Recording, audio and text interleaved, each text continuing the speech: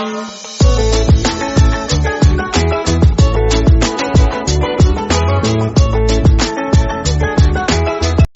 The lord.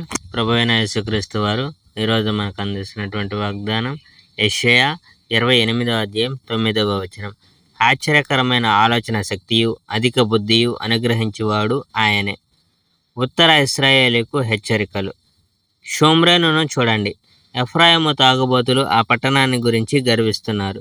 చుట్టూ ఐశ్వర్యమైన లోయగల కొండ మీద ఆ పట్టణం ఆసీనమయ్యింది.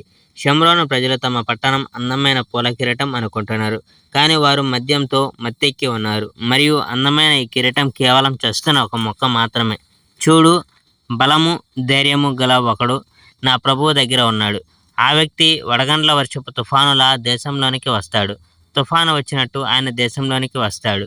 దేశాన్ని వరదల ముంచెత్తే బలమైన నీటి ప్రవాహంలా ఆయన ఉంటాడు. ఆ కిరీటాన్ని ఆయన నేలకేసి కొడతాడు.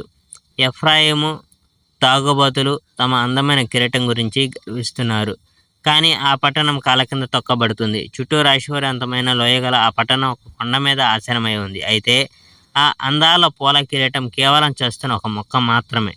ఆ పట్టణం వసంతకాలానికి ముందు కాసే అంజూరు పండులా ఉంటుంది. ఒక వ్యక్తి ఆ అంజూరాలు ఒకటి చూస్తే అతడు వెంటనే అంజూరం తెంపి తింటాడు.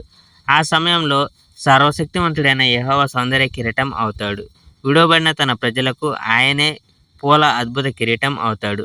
అప్పుడు ప్రజలకు తీర్పు తెచ్చే న్యాయమూర్తులకు యెహోవా జ్ఞానం ప్రసాదిస్తాడు.